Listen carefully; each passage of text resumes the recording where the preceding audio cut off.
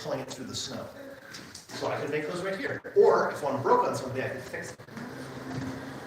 Even if somebody had a car, and there were a lot more cars back then, they're becoming a lot more common. If someone brought their car in, I could fix it up here because a lot of those parts would have been made in a shop just like this one. So I can get this nice and hot, then I get to go back to the camera and get on my air.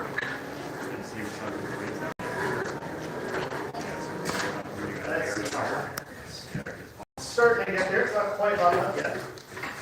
I can tell when it's hot enough by the color of the metal. It changes color as I'm working on it, or as I'm heating it up. And it starts to get like a bright orange, then it gets really soft and I can bend it and shape it. So we're almost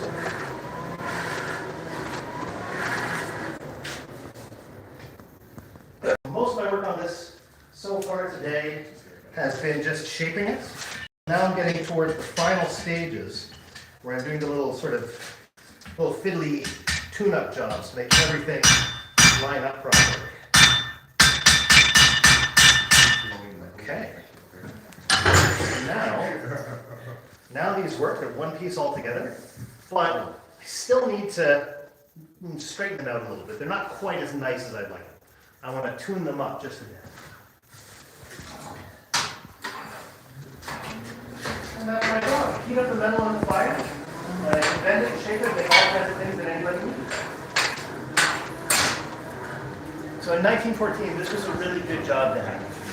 So it would take you about maybe 7 years to learn how to do this job. And then you spend a couple more years working at it, practicing, working for other people, and then one day you can open up your own shop if you want to. But there were more horses in Ontario in 1914 than there had ever been before. So there was a lot of need for blacksmiths.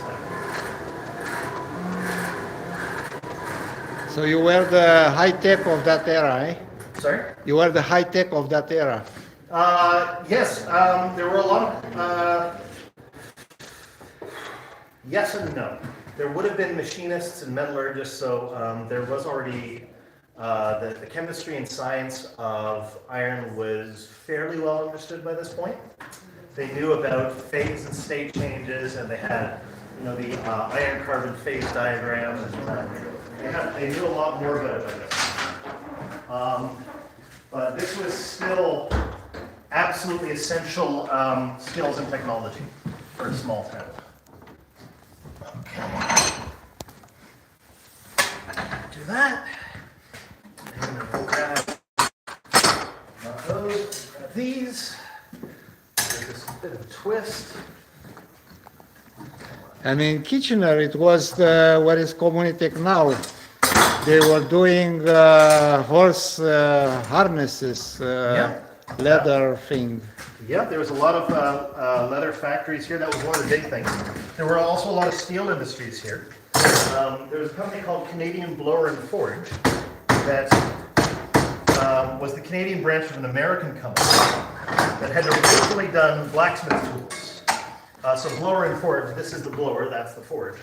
But they were in town as well, making tools and equipment, what today we'd call HVAC. Okay, this is coming along. But yeah, so a shop like this, you could have been, I don't have a Canadian blower and forge blower, but they were making blacksmith equipment like this in what was then Berlin, Ontario. Yeah. And they hadn't changed to Berlin, the kitchen is still Berlin. We have this in a big industrial center, so it was a really interesting time because there would have been companies doing really fine machinist work. There would have been companies that were, still making tools and equipment that someone 1,000 years before would recognize. So it's a really interesting transitional time. Is it true? I was reading somewhere that this Kitchener leather big factory was the main supplier for British cavalry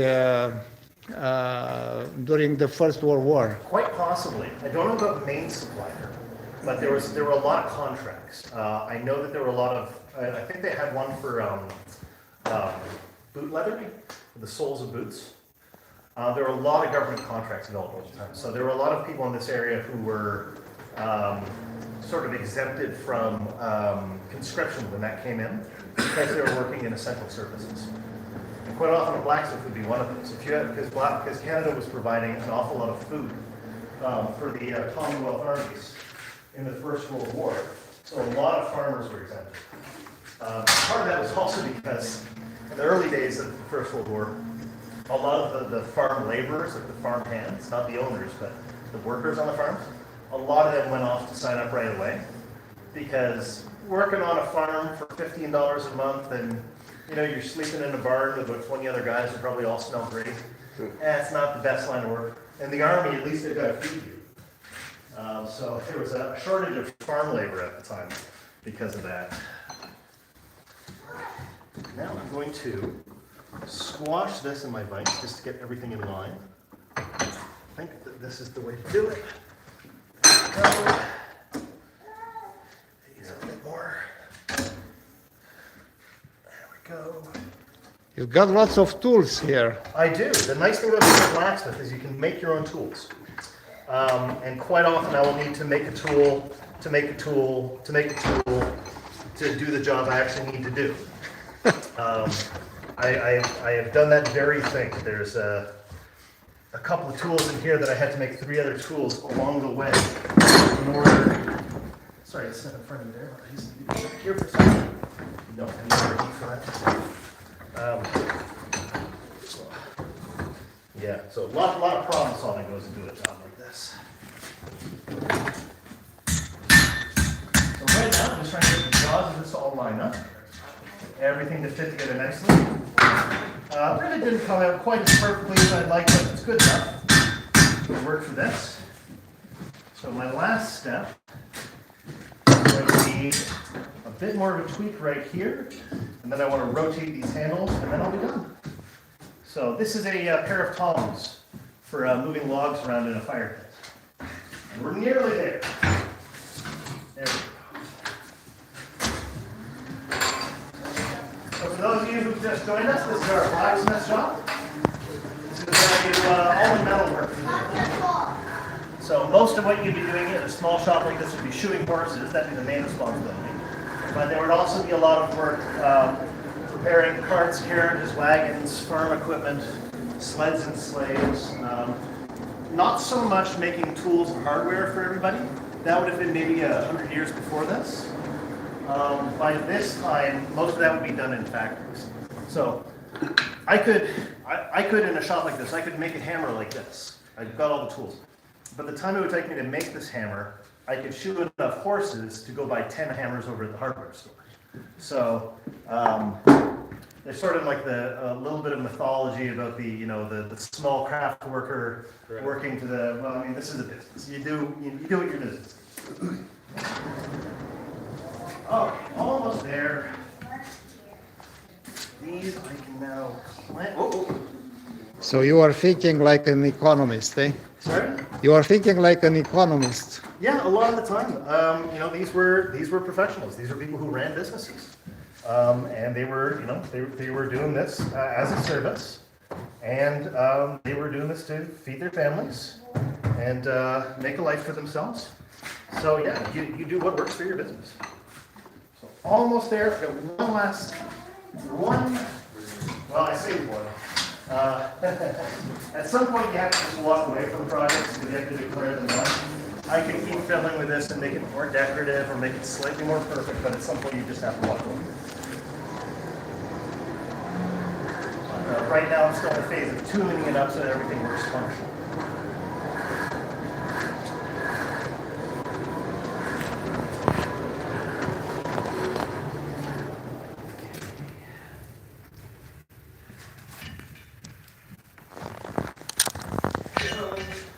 Bring these in just a bit. I'm doing this by eye. Okay. Now I can close up the jaws at the end. That was actually a bit much. The vise is very handy for jobs like this. It's really nice to straighten out. The only problem with the vise is that it's hungry. It's very, very hungry, and it likes to eat fingers. So you have to watch out if it wants to do that to you. So you do have to be careful with this equipment. Part of blacksmithing is knowing how to do this all safely. I've got the safety goggles, but they wouldn't. A blacksmith probably wouldn't have been wearing safety goggles in 1914. They had things like safety goggles, probably for different trades. Shop like this, you probably wouldn't have them unless you just had your own eyeglasses. But a lot of people are surprised when they see I'm not wearing gloves. There are some jobs I'll wear gloves for. There are some jobs where the gloves will be more dangerous because I might have something fall inside the glove.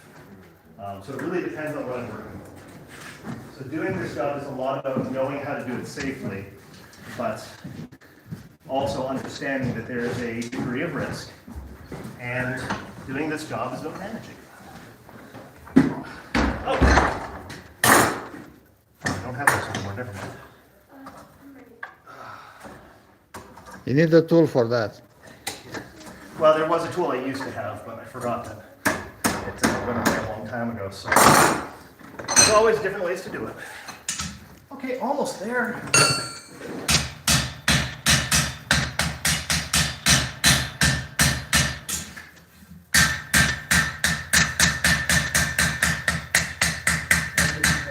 The ribbon didn't do exactly what I wanted it to, but oh well, hold up with it.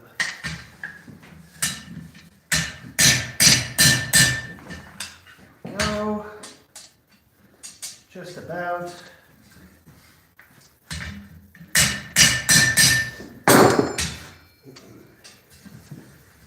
Okay. So, I think it's just about done. Last question. Does anybody have a toothache? Toothache? Okay, yeah, we'll see what we can do. Yes, did you have a question? How do you get the orange part to change color back to the metal? Oh, so the reason it's so brightly colored is because of the heat. So when I heat it up, the metal starts to glow. When you know the old style light bulbs that have the little filament in them, they get really, really hot when you touch them? Not like the LED bulbs, but the old ones. That's because they're putting so much energy through it that it's getting so hot that it starts glowing. Basically the same thing is happening here. There's so much energy, there's so much heat that it starts glowing. That's what tells me if it's hot enough for me to shape it and bend it. So when it's really, really hot, the metal starts to get soft. You know how when you heat up an ice cube, it turns into water? Well, when you heat up this enough, it starts getting softer and softer and softer. Basically, the same thing is happening as what happens with the ice cube, just at sort of a different scale and with different materials.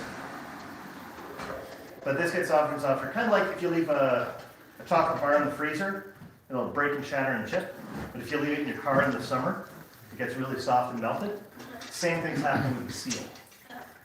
So I can bend it and shape it when it's soft like that. And now I have a pair of tongs that I can use to move around logs in a fire pit. That's what these are. So this has been my big project for the day. Let's see, do I have any logs? We gotta test them. Here we go.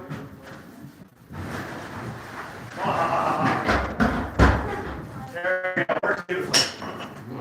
Yeah.